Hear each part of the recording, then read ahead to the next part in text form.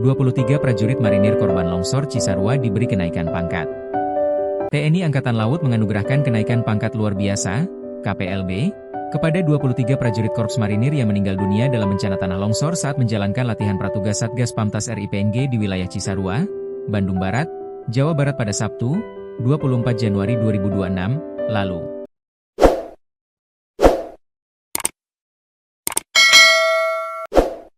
Pangkormar Letjen TNI Mar Endi Supardi memimpin acara penganugerahan KPLB itu di Kesatrian Marinir Hartono Cilandak, Jumat, 30 Januari 2026. Dalam video yang diterima Tribun News, tampak Endi menghampiri sejumlah perwakilan keluarga yang duduk sambil memangku foto prajurit marinir yang meninggal dunia.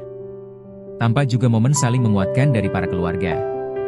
Kepala Dinas Penerangan TNI Angkatan Laut, Kadis Penal, Laksamana Pertama TNI Tunggul mengatakan kenaikan pangkat itu diberikan sebagai bentuk penghormatan tertinggi negara atas pengabdian, dedikasi, dan pengorbanan para prajurit yang gugur dalam tugas. Seluruh prajurit yang meninggal dunia dinaikkan satu tingkat lebih tinggi dari pangkat terakhir yang disandang semasa hidup, kata Tunggul saat dikonfirmasi Sabtu, 31 Januari 2026. Selain itu, dalam video yang diterima tampak sejumlah perwakilan keluarga menerima santunan duka dari Ban Himbara dan Asabri. Tunggul mengatakan TNI AL memastikan hak-hak keluarga prajurit dengan memberikan santunan, jaminan pendidikan bagi anak, serta pendampingan berkelanjutan. Pengorbanan para prajurit marinir dalam menjaga kedaulatan negara kesatuan Republik Indonesia, lanjut dia, akan selalu dikenang sebagai teladan pengabdian tanpa batas. Kepala Staf Angkatan Laut, KSAL, Laksamana TNI Dr. Muhammad Ali menyampaikan duka cita mendalam atas gugurnya 23 prajurit terbaik Korps Marinir, kata Tunggul. KSAL menegaskan bahwa dedikasi dan loyalitas para patriot ini merupakan wujud nyata pengorbanan tertinggi prajurit Jalasena, demi menjaga keutuhan negara kesatuan Republik Indonesia. Pengabdian mereka akan selalu terukir dalam sejarah TNI Angkatan Laut, pungkasnya. 7 berhasil dievakuasi, 16 masih dicari. Tim SAR gabungan dan para prajurit TNI AL yang berada di lokasi telah berhasil mengevakuasi 7 jenazah prajurit hingga Jumat, 30 Januari 2026.